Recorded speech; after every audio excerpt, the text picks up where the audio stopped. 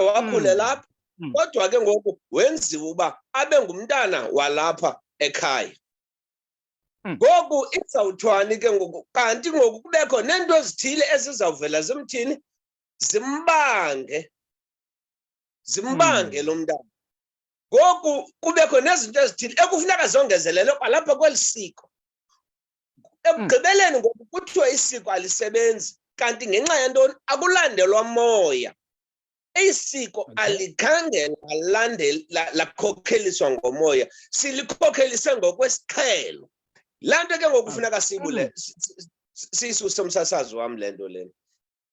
Isichanile le nto amaxesha amanintsi, kangangento yokubana umntana alenzele isiko okanye umcimbi wenziwe ulandelwe ngolaa hlobo. Kuthiwa hayi bo, nenkomo yakhala, sayenza yonke into, salandela zonke izinto. Kodwa agqibele esithi ke ngokomnye umntu, kuthi ezinto zenkolo zabantu abamnyama azisebenzi, kubhetere ndiyosindiswa ndithi azikho nabantu abadala ngamadimoni. Kanti ngenxa yantoni? Isakubantu abanye abantu ngoku sebethi ke ngoku into zamasiko nezinto zezithethe azikho, kanti asikhokhelisi moya.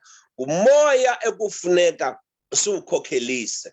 Kangangento yokubana ukubangaba senze olo hlobo asinoba nazo iimeko zokuba kuthiwa inkomo ayikhalanga. Kutheni ingabonwanga kwaphambili mngxongo? Kutheni ingabonwanga tata ukuba inkomo ayizikhala, makulungiswe le nto? Evo msasazi wam? Yes. Njengoba ndisitsho, ngamathuba amangaphi kusithiwa inkomo ayikhalanga, hayi ibhokhwe ayikhalanga, hayi ibifanele le nkomo ungakhali, igqirha lize lithi hayi ikhalele phantsi yimofu, ngoba nalo liyaqonda ngokuba lithi hayi uvanga ikhalele phantsi yimofu. Ibe ke ingakhange yakhala nalo lisengxakini ngoku, lisengxakini. Kanti umcimbi awukhange ukhokheliswe umoya. Khokhelisa umoya, khokhelisa amathongo.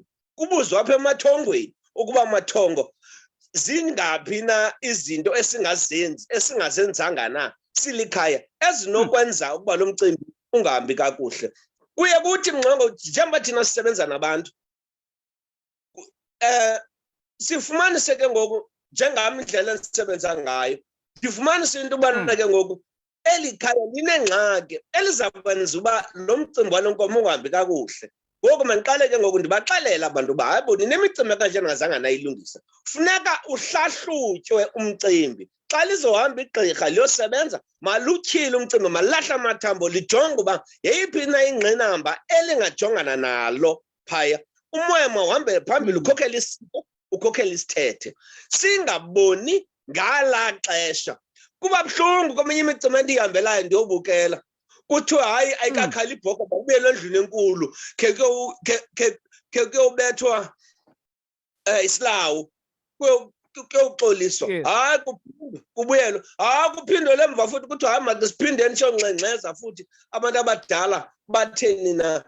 Kanti unobangela ibiyintoni? Bekutheni nje kwaseqaleni bekungalandeliswa izinto? Ngoba umoya msasazi ubalulekile. Sekungcwatywa utata wekhaya.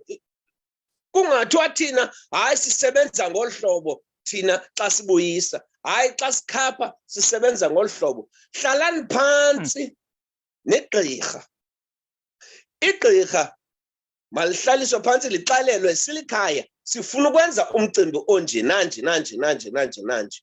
Ngoku ke sifuna uba siyazazi uba sinawo amatyala, nabantu bekhaya funeka baphume phandle bathethe. Bathi siyazazi uba sinawo amatyala esinawo apha, sinawo, bawaxele. Nalo funeka liqale ke ngoku lijonge nabo uba awekho namanye abantu abangawabizanga nala matyala, ukwenzela into yobana kungathi ngelaa xesha lomcimbi kube kuvela ezinye izinto, kanti abakhange bakhokhelisa moya. Umoya mawukhokheliswe ngoba kuza abantu benze umsebenzi, aphinde omnye awenze lo msebenzi ungalungi futhi awuphinde nakwesithathu. Kakhulu loo nto ixhaphake kulaa mcimbi wengozi. Bona apho umcimbi wengozi ngowona mcimbi ubuthathaka msasazi ofuna uba ukhokheliswe lo moya. Ndazi bomqhubeka umsasazwe kanye khona umbuzo mhlambe kuba mameli or kanjalo. Yes, Dada, no, masiba meme ke nabaphulaphuli kwa 0738491740 00738491740 uyakusibamba ke kanye ushiye ushicilelo lwakho le voice note okanye uhlabele ingene emnqabeni ungasifumana ke nakwa 0725 5145381. Bawo uJwarha ndikuva kakuhle Dada kwaye ke ndikuphulaphule ngomonde kule nto ithethayo yemimoya kwakunye nesiko njengoba usitsho uba ngaba kuye kube kanti eyona nto iye ikhokheliswe ngamandla lisiko eli nala mcimbi wangaba kufumaniseka uba ngaba utata uJwarha siyamazi ngumntu owaziyo amasiko sikhokhelisa utata uJwarha uba ngaba uJwarha sicela uzosiphathela umsebenzi walapha emangqongweni engazanga nemimoya yethu apha emangqongweni afike eze ngesiko ingabi right loo nto siyothatha umntu ukuba simazi uba ngaba yingcaphephe yamasiko sizomfaka kweso siduku uba ngaba makazoncedisa kwelo siko lalo mzi.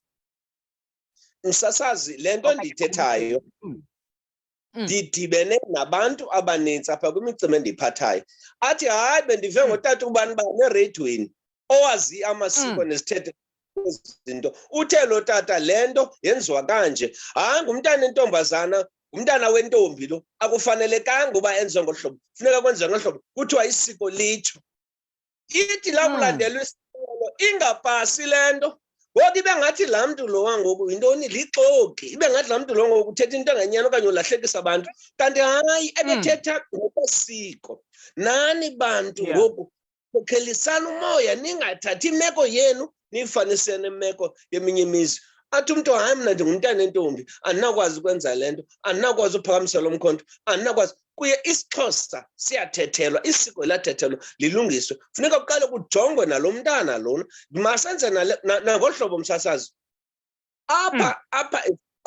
apha esintwini kukho amaxesha okubana umakoti walapha ekhaya angakwazi umfumana abantwana apha ekhaya kuthathwe koboleka ikhuba komnye umzi lizolima apha ekhaya xa kuzolimela khuba ke ngoku lizolima apha ke ngoku ekhaya ekuqhubekeni kwexesha ke ngoku laa nto ke ngoku yenzisa ntoni yenza ingxaki xa lo mntana ngoku funeka amkele isiko kuyafuneka ke ngoku thina into esiyenzayo abakhoyo asazinto sisalandelisa esiko lona loba lo mntana ngwasemangxongweni kodwa lisalazi ikhuba intsimi yona ngoku ibe yaphi ikhuba lona ibilelaphi ngoku zizinto ngoku esingasajongwayo ke ngoku phaa kwisiko ke ngoku kulapho ke ngoku umoya ke ngoku ungasikhulula khona ukuba kubekho laa nto ke ngoku kuthiwe nomntana uthwani uyachwechiswa okanye uyazimeliswa abalekiswe nje ngobusuku nje uba akahambe ofumana phaa emangxongweni azokwazi uba abuye apha ke ngoku khaya azokwenzela iinto zakhe kulapho ke ngoku umoya ke ngoku usinceda khona uba uyasilamlela kwezinye izinto umoya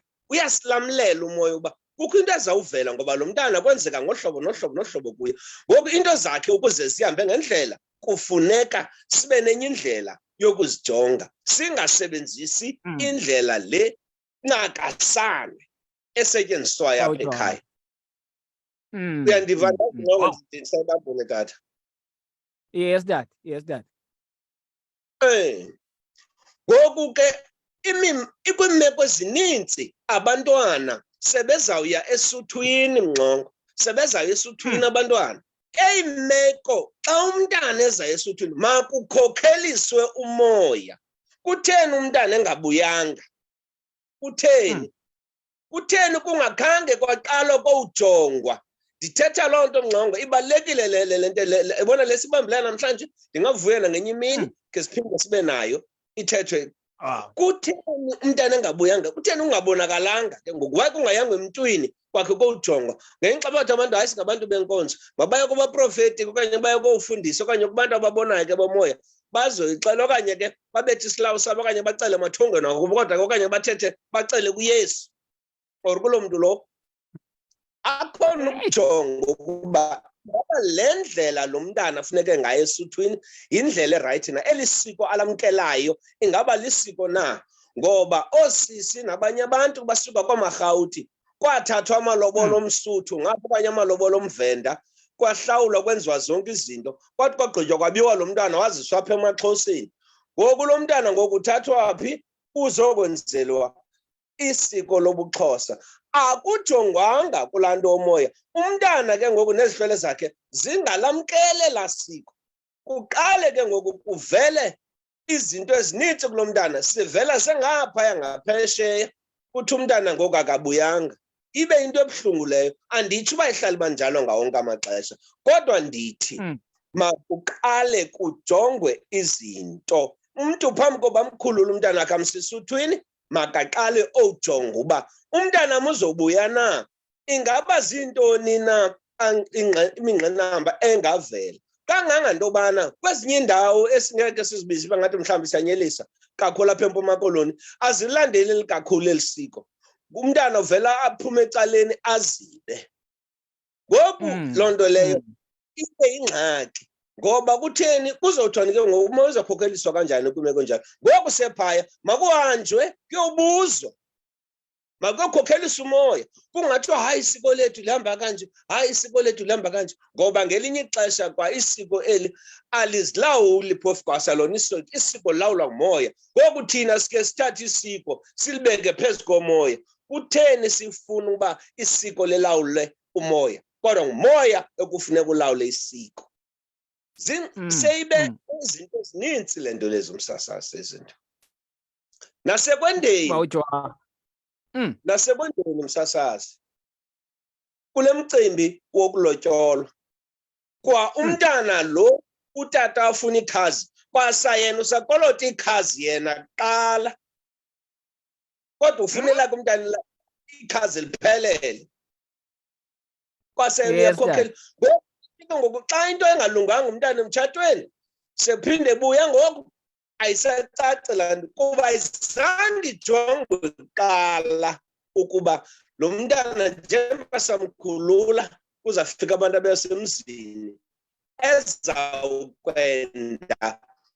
ezakwenza yonke le nto lena. Ingaba ihamba njani le nto? Zintoni izinto ezihamba kakuhle? Kodwa masingabethwa zinduku sizibona. Masingabethwa zinduku sizibona. Masibethwe zinduku esingazibonanga. Ezinto eba sizibonile masizibona. Abantwana bahamba bokuxhaphazeka emizini, bende batshate, kwenze loo nto babe nabantwana. Kanti yonke loo nto leyo ayisekelezelwanga phezu komoya. Aphinde lo mntana agoduke emva kwexesha, ngoba akuzange kwabakho ubunyaniso kwaseqaleni zajongwa izinto. Kodwa thina iinkomo zethu apha zinje zinga iinkomo zethu, kodwa abe yena tata leyo kolota yena kuqala. Ucimba ngoku amathongo akhe ngoku azothini na? Khange awakhokhelisile amathongo kokwabo akwazi oveza laa nto ngcongo.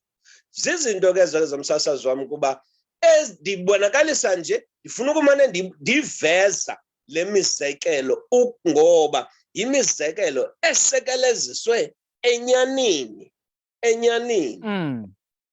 Ndisondeze kakhulu umsasazi nalona wengozi. Sapho liyahamba liyovala ingozi, sokwenza umsebenzi wengozi, balifuna igqirha lenzeni. Igqirha lifika ngalaa mini yengozi, alilali nolala, lenza laa nto lokugqiba, lonza lo mcimbi lokugqiba, liyahamba. Khange liqale lijonge, khe lisetshe umoya, uba lenza kanjani. Ngilawugqiba xa kwalapha msasazi khona nenye imeko kwalapha kwakulo msebenzi wengozi kusike kuvela ingozi kwalapha, kodwa kuthiwa kuhlanjwa ingozi ivele kwakhona kwakulo mcimbi lo. Kutheni ingayibonakalanga loo nto leyo phambi kokuba yenziwe ukuba le nkomo ayizukhala okanye kuzawuvela ingozi kulo mcimbi wengozi? Kutheni ingabonakalanga loo nto leyo? Kanti sithi singabantu bomoya. Kutheni ingabonakalanga loo nto? Kutheni ngokobunyani nje apho boba kukho inkqubo ekufanele ukuba zilandelwe? Ngoku kube tyholwatyholwana ke ngoku. Utyholwatyholwane ke ngoku xa kusekubonakala uba ngoku ingxaki ikhona. Afike futhi ngoba kaloku apha ekusebenzeni ngomoya sisebenza ngokufanayo. Sesingamagqirha afanayo. Bafike elinye igqirha lithi nalo lizokwenza lo msebenzi wengozi. Ungahambi kakuhle, kuthiwa awuhambanga kakuhle. Uphinde kubizwe elinye nalo. Bagqibele besithi abantu bekhaya ayikho yonke le nto yesintu ekuthiwa ingozi yahlanjwa. Kanti ikhona. Qha akukhokheliswanga moya, kwaqale kojongwa ukuba ngaba apha kweli khaya eli izinto zakhona zime kanjani. Njengale nto msasazi umuntu ususwe uligqirha xa izasikhulula kwinto ezininzi laa nto usesha umoya. Sixa siwujonga uba umoya uthini na. Umuntu uyasuka uyafika umuntu uya kulo mzi, lo mzi lona kuthiwa kulandwa izihlwele, kuthatha iingwevu zeli khaya ezaphumlayo ezalala ubuthongo bokufa, ziyathathwa ziziswa apha ekhaya, ziziswe ekhaya ngoku.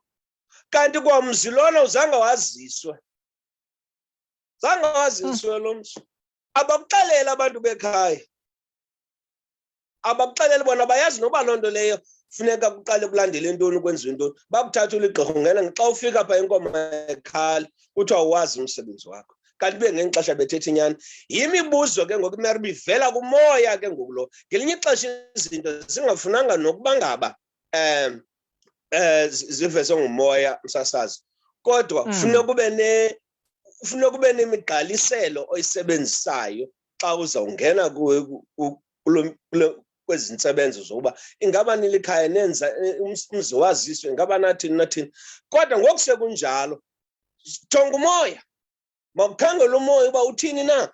Uthi zeziphi ezinye izinto ezishiyekileyo, ngoba ezi zinto zenziwa ngemali ezi zinto. Xa kufuneka abantu funeka baphinde futhi baqale phantsi benze umsebenzi aba bawenzile. Mangaphi amakhaya ngoku aphinda imisebenzi eyayenziwe? Manintsi. Ngenxa yesizathu esinye, hayi, kodwa isiko lona salilandela. Isiko loba omkhulu lihamba ngendlela ngolhlobo nohlobo, singakhange sowujonga uba umoya uthini na. Ephinde msazazi ibele kulalela ndithetha. Ifunyaniswe le nto emva kweminyaka emihlanu okanye emva kweminyaka emithathu, okanye ngosiyokuphinde kuvele enye ingozi emva kwenyanga ezintathu ukuba hayi bo, lo msebenzi lo awuhambanga kakuhle. Futhi ke awunobuva kulo mntu lo ebephethe umsebenzi kuphela. Naye emva komsebenzi hlalisa phantsi igqirha, malikhe lithi ukuba lo msebenzi ubusiphathele wona uhambe njani na. Ningasike niyolincoma nina nithi hayi wena hayi ndoda uyawazi umsebenzi wakho. Nolincoma njani ingekaboni ukuthi into zithini. Na ubona uba izinto azihambanga ngendlela ngoseniyabuyela kulo futhi. Nithi hayibo nto kanantsika noko mani, ikhona into engahambanga kakuhle kulaa mcimbi wawuphethe. Kodwa yayinini kwasekuqaleni nanithe umsebenzi niyolincoma igqirha ukuba umsebenzi lwenze kakuhle. Laa nto ke ngoku kutsho ukuthi ke qala ubuze apha kulo ukuba ingaba athini amathambo okanye umoya uthini na. Uthini umoya, uthi umcimbi uhambe kakuhle na. Wawuthi umoya uba umcimbi wakho uhambe kakuhle, makuphindwe kuyofunyaniswa ezinye izimvo zomuntu obonayo ongaphandle. Xa befika nabo phaya bayeke laa nto yokusokolisa igqirha, bafike phaya bengakhange bathi bazobhula bezohlahluba, ngoba yinye into funeka bayazi abantu, ukubhula nokuhlahluba zonke izinto, ngoba sike baziconfuse. Xa befika pha bathi hayi funa usixelele uba size ngantoni na. Abeke lo mntu lowo engenaso isiphiwo sinjalo yena, ngoba nothi bonke abantu ababonayo baphiwe ngolo hlobo. Xa ufika kuye funeka umxelele ubuze ngantoni na. Xa kanti uyayazi into izeleyo ufuna ntoni, ungasikuthi uzolungisa loo nto leyo uyixele nje qha ngegama. Loo nto ke ngoku abantu bekhaya, hayi khona besinomcimbi othile phaa ekhaya, sicela ke usihambele phambili ngawo, noba bamnikeze nje iklu. Kodwa ke abanye ke abafuni noba banikezwe, bavele bayixele nje njalo. Abantu abafana, so funeka sizilungiselele ezi meko. Into leyo ke ingaxela uba isihlwele sakhe asinamandla, kodwa ke sixela ke ngoba kukhona naye apha agqwesa khona ngokweento ezithile. Malibuyele ikhaya komnye umntu ke ngokozimeleyo osecaleni ongaphandle, bubuza uba ingaba siwenze kakuhle nalo mcimbi, siyilandele yonke na into, ukwenzela into ubana kungade kungena ingozi apha ekhaya, kungade kube neengxaki ezikhoyo apha ekhaya, sigqibele sisithi umsebenzi awuhambanga ngendlela. kanti sithi aba asikhange salandelisa izinto ngendlela. Yonke ke loo nto leyo ke ize ke msasazi nakubantwana masenze umzekelo lo mthetho nanko omnye umzekelo msasazi ocacile encima abantu bayawazi. Yes, Dad. Amawele. Kulo mcimbi wamawele. Nanga amawele alapha ekhaya. Ngelinye ixesha elinye iwele laqhuzuka. Ngoku aba bantu bashiyekileyo abayazi ukuba ngaba ingaba yalandelwa yonke na imigomo elandelwayo xa elinye iwele liqhezukile. Ngoku kushiyeke eli funeka lenzelwe izinto zalo umsebenzi yalo ngendlela. Uzawufumana phi umkhombandlela walo msebenzi uzawenza? Ukhapha lo tata uliwele. Uzawufumana phi umkhombandlela wokhapha lo tata uliwele ungayazi into yobana izinto bezime njani qala? Uyayibona ke ngokumsasana. Ngokubaluleke ngokumsasana wamntu izasikhulula kwezo zinto ngoba sizawusheka zisithi kanti umama washiya amatyala, kanti umakhulu washiya amatyala. Sizawazi amatyala esijongene nawo phambi koba siqalise anokwenza loo matyala lawo umcimbi wenkomo or umcimbi lowo uphethweyo ungakwazi uphakama ube sezingeni ube sendleleni efanelekileyo. Ndiphinde ndisafuna uqhubeka nalo umcimbi wamawele. Abantwana bamawele abenzelwe isiko lalapha ekhaya ngokuyalo. Hayi, akuzulandelwa isiko lalapha ekhaya xa kusenziwa umcimbi wamawele. Kuzawulandelwa umcimbi wamawele uba lenziwa njani na isiko lamawele. Hayi isiko labantwana ngoba ngoku xa kuthiwa ngamawele ngabantu abadala amawele. Ngoba ngoku le nto funeka abantu bakuthi bawuqonde. Umntana oyimfusi, umntana oliwe, abantwana abangamawele, abantwana abaphume bombethe, abo bantu abo bengakhange bowuthwasa, bengakhange benziwani, ngabantu abamhlophe abo, sebengenayo nentsimbi. NgokwesiXhosa ngabantu abamhlophe abo. Ngelinye ixesha kwa izihlwele ezizibahambisayo ufumanisa ukubana zizihlwele zasebukhosini ezikhoyo. Ngoku uzawuthi wena uligqirha uhambe uyothwasisa amakhosi. Ayizukulunga loo nto leyo. Uzawubona uyenza loo nto leyo kuthi umntana usale ngakwela phehlo waphuma kweli. Mangapha amagqirha ngoku atshintsha amaphehlo ngoba akazange athi kwasa yena xa wayeyiqala le nto aqala ujonge umoya ukuba uza ngaphi na. Ujwarha ndinomdla ukuba ngaba ube kanti uyaqhuba kodwa ke ndiyafuna nomphulaphuli evukani community radio sibe naye siyamnika ithuba. Mphulaphuli asityi sodwa singabo tu zityele nani ke siyafuna uninika ithuba kwa 0738491740 apha sijonga umahluko phakathi kwesiko kwakunye nemimoya. Iyacaca ke ngoku le nto ukuba ngaba phambi kokuba ngaba ube wenza isiko eli kunyanzelekile uqala ujonge umoya lo uba ngaba uya kweliphi na icala. Make sive ujwarha, make sive umazalini kweli cala umphulaphula ungene esithini ngapha. Sabukulungisa akahlela noba ujwarha kawubethe ndimamele sonto sitshaba.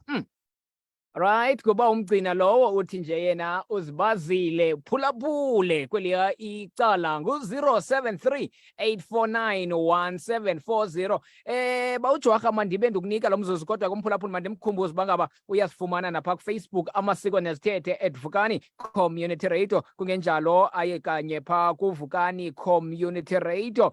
Uyawufika sikhona pha ashiye nje i-comment yakhe ukuba ngaba yena ungene esithini namhlanje. Ungaqhuba ujwarha. Sasazi siphinde siqhubeka kakhulu ibe ngathi siyacinezela kakhulu kulo mcimbi ngoba banintsi nabantu abathwasayo. Yes. Nxa yantoni? Kulandelwa isiko, kulandelwa ntoni? Izithethe. Kungakhange izithethe zalandela umoya. Bangaphi abantwana bazifumanise into uba ebengathwasi kwaseqaleni kwasayena ebengenalo kwathungo nelinye eli nje elimxelelayo into ukubana yena ungumuntu omhlophe.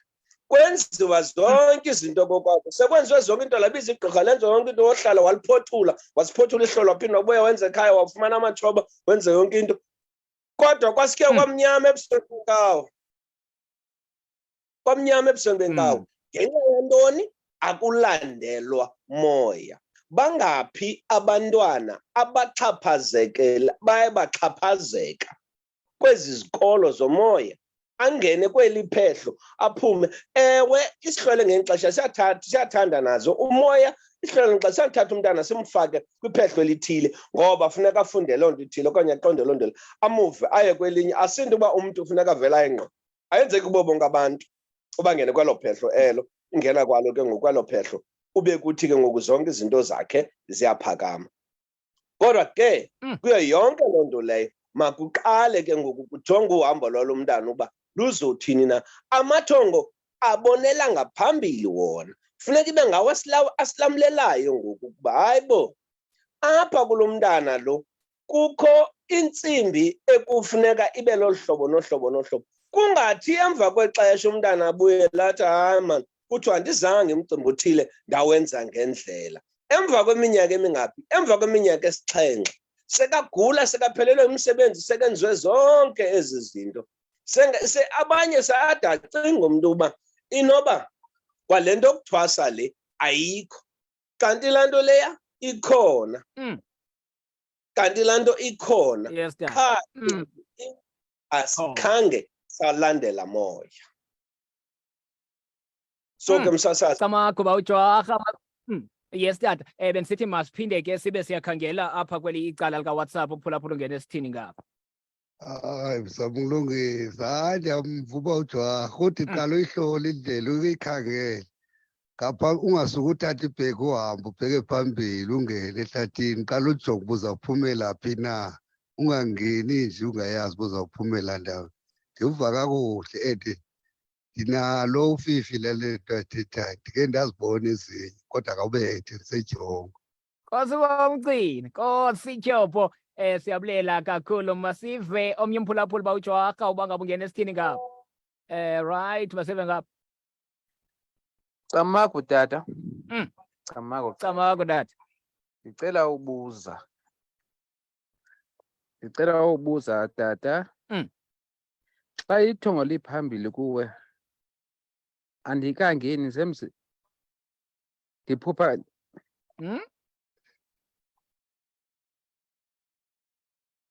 ayikhona siyakucela mphulaphuli kwabe ngathi uyaphinde uyashicilela ngoba akavakalanga wena bawuJwarha umphulaphuli bangaba umbuzo lo wakhe kanye ubhekisa kweliphi na icala ngumkhono phambi kwaba sitsho sithi yethoba intsimbi khona umphulaphuli ondibambileyo apha kwelicala lika Facebook apha ebuza ukuba ngaba mina ndicela undibuzele mani apha kuba uJwarha kulo mcimbi amthethayo ngoba kaloku thina sazi uba ngaba umntana entombi ngowalapha ekhaya xa ithetha ngemimoya kumele kuqale kuyohlolwa imimoya apho umntana utatakhe asuka khona nangona thina siyazi into yokuba ngaba umntana entombi ngowalapha ekhaya ndicela ndicacisele apho andimva kakuhle apho kulo mcimbi womntana entombi bawuJwarha msasazi ndikuva kakuhle ndawuthanda lo mcimbi hey lo mcimbi womntana entombi lo uthanda ukuba ingxaki abantu abaninzi babhidakele izinto sezipotyakala kuthiwa hayi kaloku akanawukwazi uba angenza ngolo hlobo ngumntana entombi ngumntana ibe yona imeko phaa phantsi ethethe enye into akuphikiswa nto msasazi nokuba ngaba abantwana aba masiqale sivumelane ngale nto msasazi wam abantwana abafani abantwana bayafana abafani ngolu hlobo imimoya esemntwini imimoya abantwana bonke ngabakho bahlanu bazalwe nguwe ngqa mandiqalise apha imimoya ephilayo abaya ayifani la mimoya le kukho neminye imimoya yangaphandle kukho nemimoya lapha ekhaya engekhoyo kwabanye abantwana ngoku loo nto leyo ke ngoku nanku umntana ke ngowentombi umthatha nawumzisa apha ekhaya sekungasafani aba balapha ngoku lindele ntoni ke ngoku kulowa wentombi ukuba uzawuvele naye avela ngene ebengathi ngwalapha ekhaya ngoba abanye abantwana bayabangwa zizihlwele zabo izihlwele zabo zakuloyisela ngoku ngumntana entombi ziyakwazi umbanga umntana into zakhe zingahambi ngendlela kude kunyanzeleke kuthiwa makagoduswe.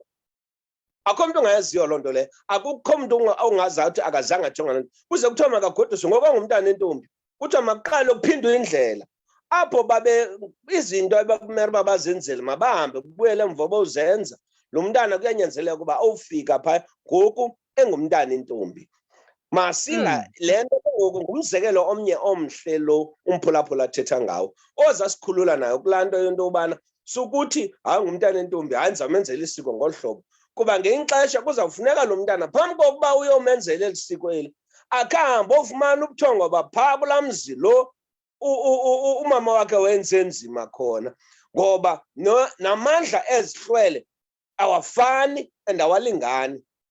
Abanye abantwana banemimoya yasebukhosini ngoku engumntana entombi abe nomoya wasebukhosini abeke lo mntana ebangwa ngala makhosi abembanga la makhosi ngoku engumntana entombi. Umntana entombi nawe uyabanga, ayikho into yokubana umntana entombi hayi akabangwa ngoba umoya mawuwe uhambe phambili makukhokhelise umoya. Umoya uzawutshona uthi hayi ngoku ngumntana entombi sicela uba kwenziwe le nto ngokwesiko, xa kusenziwa umcimbi wakhe wenziwe kanje wona nokuba ngabonzela apha ekhaya ngoku ngumntana entombi makusuke utata wala khaya apho intombi yalapha ekhaya yayenziwe nzima khona makasuke unina utata wela khaya okanye wesasiduko aze apha emangxongweni nokuba ngaba kathethanga kodwa nje uba abe khona.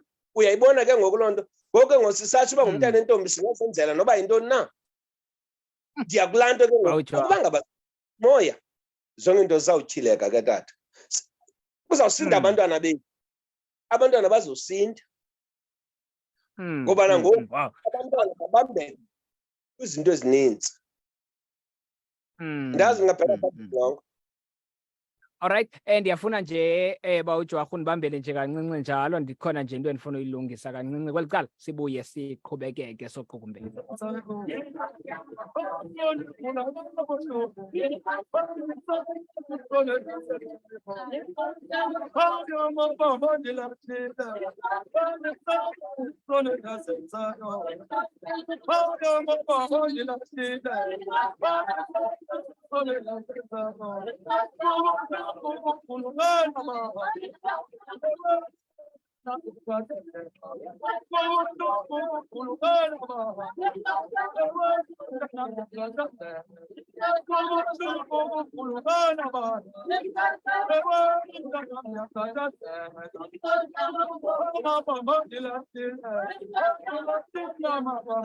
Yes, bambe mnqongo ibambe ntsundu ayatshona amalanga ilishumi kwabajuyi imizuzu leyo phambi kwaba sibe kanti siyayicela siyayiqukumbela nikisa umdlaba uJwarha.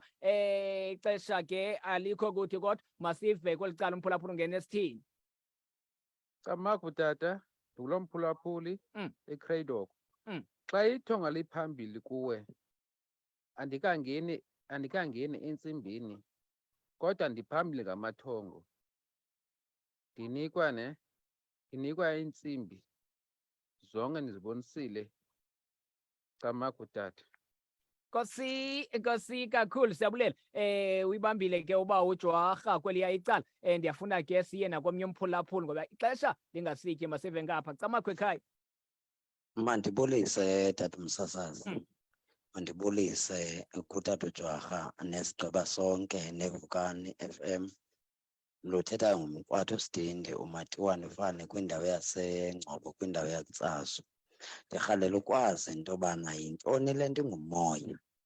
Utata uJwarha ndirhalela ndicacisele le nto ingumoya into yoba yintoni le nto ingumoya kuba kaloku ndirhalela ucacelwa kule ndawo izawuhamba ke ngoku iyodibanisa le ndawo yomntana wentombi ngokomoya kwezi ndawo wathetha ngazo. Enkosi. Nkosi kakhulu. bawuJwarha mandikunike siweza abaphulaphuli. Enkosi msasazi wam, masiqale ngomphulaphuli lo owentsimbi. Masiuqonde umcimbi wokuba ithongo eli alisafuna ukutulikwa, makangalithathi ngola hlobo alibona ngalo umphulaphuli, makaye kubantu okanye aze kuthi njengathi abantu abafana nam nabanye abantu bamcacisele ke ngoku ngaba xa ndithonga ngolu hlobo ichaza ukuthini na, ngoba kulapho impazamo zizawuba khona. Uzawuthi uphambili ngethongo kanti ithongo lona selimbalekisele lombonisa ngaphambili uba kuzawugqibela kuthini na, kodwa loo nto leyo ingaxela uba uphambili kuba kusekho ezinye izinto efuneka zenzile kuqala, kodwa seliyamxelela ukuba phaa phambili kuzawuvele kuthini na. So ndifuna umphendula ke umphulaphuli ke ngoku ngelithi makuqale kuqonde uba amathongo akhe ewonke athini na. Xa boniswa intsimbi loo nto ayixela uba seligqirha, kuba ngexesha uzawuboniswa intsimbi sowuzinxibile iintsimbi sowuziphelele tu iintsimbi zakho. Awuzukuthi ngenxa loo nto uboniswa lithongo uthi hayi mna sendiligqirha sendizinxibile neentsimbi zam ndingazithenga ndizinxibe. Hayi, isafuna laa nto lijongwe ngokomoya, isabuyela kule nto sithetha ngayo. Masiqale sijonge uba ingaba le nto liyithetha ukuthini na. Siphinde ke msasazi size kumphulaphuli lo womcimbi womntana intombi. Izaphinda loo nto leyo ifisele kulaa mcimbi endisathetha ngawo ukuba omnye nomnye umntana unomoya wakhe, nokuba ngoku xa engulona wentombi ke ngoku naye eza neminye imimoya yangaphandle ezowufakwa apha ekhaya uba nayo loo mimoya ayizuba mimoya efanayo leyo.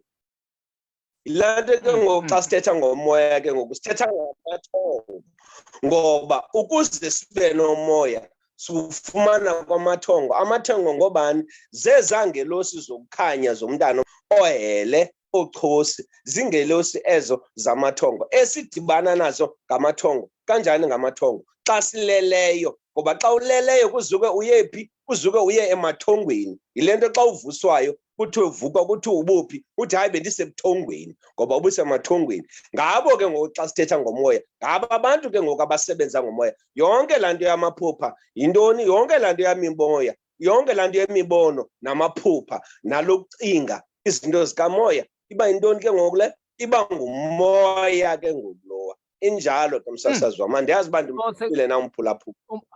Hayi, ngokuqinisekileyo uphendulekile. Ndiyafuna ke sibaphendule nje sithi qabaqaba ngoba ixesha liyasitya, ngoba sebakhona nabakhoyo apha. Ndiyafuna sive ngapha.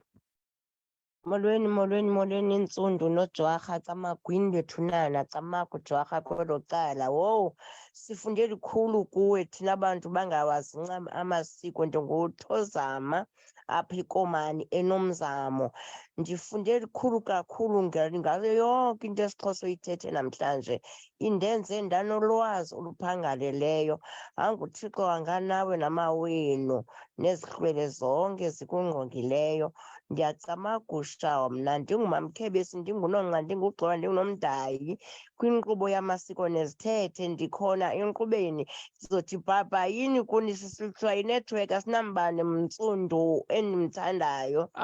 Mama wam, enkosi kakhulu. Mama uThozi ngapha kuKomani, siyabulela mamam. Sive ngapha. Siyabulela. Molweni tata uJwarha notata bakavukani. Yes mama.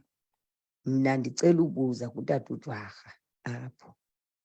Umntana xa ezelelwe ekhaya angahlawulwa, kuhambeke utata umntana azomthatha umama womntana sekukudala enabantwana mhlawumbi abathathu. Lo mntana ke ngoku abe engakhulelanga phambi kwakhe lo tata, engamazi utatakhe. Asuke ngoku lo tata athi lo mntana uyomhlabela kwakhe. Kule ndlu akazange kwabikwa. Ithetha ukuthini ke loo nto tata? Ndicela ndicacisele apho. Enkosi. Nkosi mamam, siyabulela. Masive kweli icala. Camako zonto zintshaba. Awu, zamulungisa kodwa into ziyonaka. Yazi ezinto enditshisa nazo noba uJwarha. Abanye abantwana abhedeka sebesemezini, kuvela iingxaki ezininzi, izinto zibangenziwa le akulungi. Kanti umntu ngumntu nomnakwabo, wendenze umntana ngapha ndenze omnye ngapha. Abantwana bayodibana phambili, iziduko zohlukene. Mna bendingulotata ndisesi siduko ndindedwa uyayibona lezi zinto abethe kodwa ndimamele ndisafunda ndisengumntwana ngisejihongo. Nkosi bawumgcina siyabulela masive ngapha.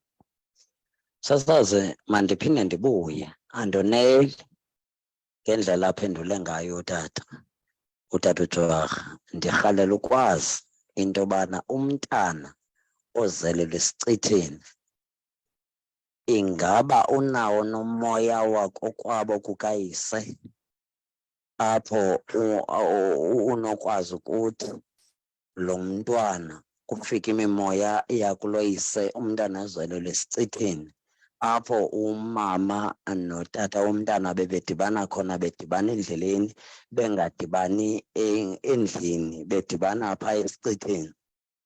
Andoneli msasazi akandiphenduli umphathi kule ndawo yokwazisa into yoba yintoni umoya. Enkosi. Nkosi tata, nkosi kakhulu. BawuJwarha ndiyaqonda uba ngaba kuyawumele siphinde sibuyile tata. Ngoba basekho abaphulaphuli baninzi abangenileyo kodwa ixesha alikho kuthi, sinomzuzu omnye qha qwaba and ukunika lo mzuzu omnye uyawuqukumbela ngawe tata siyivale. Kodwa ke sawubeka idinga uba ngaba kule veki zayo kwangoLwesibini kumele siphinde sibuyile. Camakho msasazi, hayi siyabuya msasisi, sinyanzelekile xa kunje. Ndiwagawula ndiwarhuqa. Msasazi kubalulekile into yobana sisaya kulaa mcimbi omnye umphulaphuli uzawuphinda hoyeke ngendlela ngexesha elaneleyo. Kulaa mcimbi sithi sikhokhelisa umoya apha, sikhokhelisa isiko. Masingakhokhelisa isiko, so ndizawumphendula ngoku ndisatsho ndizamcacisela uba umoya uthini. Ndiphinde ke ngoku xa ndisiya phambili mabaphinde bowujonga phaya abazawufumana iingcaciso ezithe vetshe kwikhasi lethu likaFacebook elithi inkolo yomzikantu, inkolo yomzikantu. Baphinde bajonge phaa kulaa namba ithi 076 075 9355 076 075 9355. Bana phaa 063 182 6858 063 182 6858. Kwinkolo yomzikantu bazazifumana zonke ezinye izinto ezithe vetshe. Siphinde siqhubekeke ngxongo. Ndiyazibongela kubo bonke abamameli beVukani FM kwihlabathi liphela. Camakho ngxongo, inkosi kakhulu tata nasestudio. Camakho BawuJwarha, inkosi kakhulu ngexesha lakho tata, busuku benzolo. Inkosi. Inkosi. Alright, masibaleke ke siye ezindabeni. Ixesha kwisikhululo sakho iVisara FM intsimbi yethoba, iindaba zokugqibela zosuku nizifundelwa nguAyanda Mpatalala. Ndiyabulisa kumphulaphuli ekhaya. Umbutho weDemocratic Alliance ukholelwa ukuba inkomfa yesizwe kwinyanga ezayo inganika ithemba eliqinisekileyo lokuphumelela kuvoto lonyaka ozayo olunokuthi lususe urhulumente we-ANC, iDemocratic Alliance, iNkatha Freedom Party, iFreedom Front Plus, iAction SA kwakunye namanye amaqela acinga ngendlela enye aza kuhlangana ukuze axoxe ngenkqubo yokusebenza kwaye abonisane malunga norhulumente wasemveni konyaka ka-2024. I-Action SA yona ithi iza kufuna uluvo loluntu ngalo mba, ukanti inkokheli ye-Democratic Alliance uJohn Steenhuisen uthi ukuba impumelelo kwale nkomfa kuza kunika umkhomba-ndlela wokuseka indibanisele yamaqela ezopolitiko konyaka ka-2024 ukuba kukho qela liza kufikelela kumyinge ka-50%. We believe that the outcome could provide opposition voters with something that they've never had before, and that is a credible prospect of victory. By working together, the pact can be greater than the sum of our collective parts. By showing that South Africa can be rescued if we only have the courage to stand together, I believe that the pact can energize the 13 million voters who are not registered to do so, and give the 14 million people who are registered but failed to vote in 2021 a new reason to vote. Isebe lozokuhlaliswa koluntu kwiphondo leMpuma Koloni lithi umbono walo kukwakhela abantu beliphondo izindlu eziphucukileyo kwaneze kumgangatho ophezulu ngonyaka ka-2030. uZwelithini Manjiya ophuma kweli sebe uthi ziiprojekthi ezingekagqitywe zifikelela ku-85,000